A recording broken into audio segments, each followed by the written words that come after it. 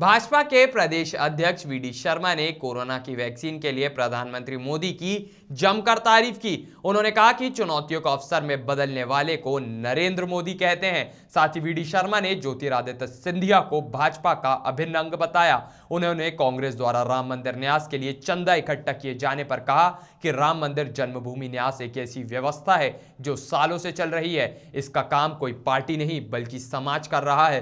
कांग्रेस की भावनाएं अगर जागरूक हो गई हैं तो यह भी भगवान राम की कृपा है। प्रधानमंत्री जी को और मध्य प्रदेश के हमारे मुख्यमंत्री माननीय शिवराज सिंह चौहान जी को बहुत बहुत बधाई देता हूं कि देश के अंदर एक नहीं दो वैक्सीन आज जनता के लिए उपलब्ध हैं और उनका पूरा जो ड्राइव करने का प्रयास हमारी सरकारें देश के अंदर और मध्य प्रदेश के अंदर कर रही है। दुनिया के अंदर माननीय प्रधानमंत्री नरेंद्र मोदी जी ने इस मुद्दे पर लीड किया है कोरोना के इस महामारी के संकट में, और उनको दुनिया ने अप्रिशिएट भी किया है इस बात के लिए। ये हम सब लोगों के लिए गौरव का विषय है कि हमारा प्रधानमंत्री इतना विजनरी व्यक्तित्व है कि उनको दुनिया आज इस बात के लिए अप्रिशिएट कर रही है कि माननीय मोदी जी ने इस दिशा में लीड किया, चाहे वो लॉकडाउन का इश्यूज हो, चाहे और भी उन्होंने जनता में जागरण के विषय हो जिसके कारण भारत के अंदर कोरोना अपना नहीं चला पाया। गरीबी इस दौर में आने वाली जो समस्याएं उन गरीबों के लिए गरीब पैकेज किस प्रकार से दिया। आज आत्मनिर्भर भारत बनाने का संकल्प भी कोरोना के संकट में माननीय प्रधानमंत्री ने लिया है। जो हम कहते हैं कि चुनौती को अवसर में कैसे बदलते हैं उसका नाम नरेंद्र मोदी है।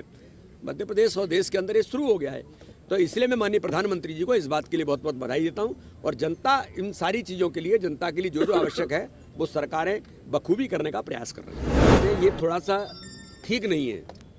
भारतीय जनता पार्टी में भारतीय जनता पार्टी का कार्यकर्ता है, समय के अनुरूप क्या आवश्यकता है, कौन कार्यकर्ता किस काम के लिए उपयोगी है।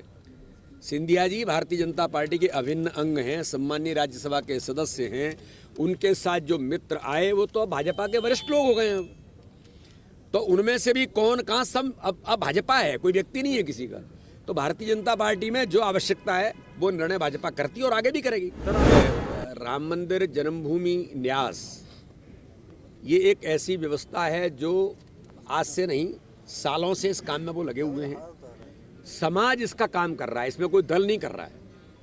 कांग्रेस के पास तो क्या है कि मैं तो कहता हूं कि अगर ज्ञान चक्षु खुल गए हैं, उनकी अगर भावनाएं ये जागृत हो गई हैं, तो ये भगवान राम की ही कृपा है। पहले तो वो कहते थे कि राम का अस्तित्व ही नहीं है, पहले वो कहते थे कि राम सेतु का अस्तित्व नहीं है देश के अंदर। सुप्रीम कोर्ट में कपिल सिब्बल राम मंदिर के खिलाफ खड़े होते थे।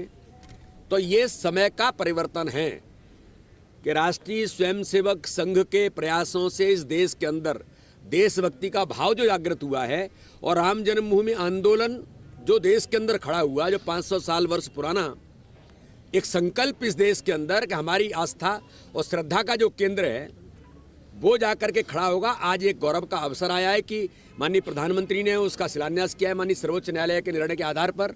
और अब राम मंदिर निर्माण का काम कोई सरकार या कोई संगठन नहीं कर रहा, संपूर्ण भारत समाज कर रहा है, संपूर्ण भारत का एक एक व्यक्ति कर रहा है।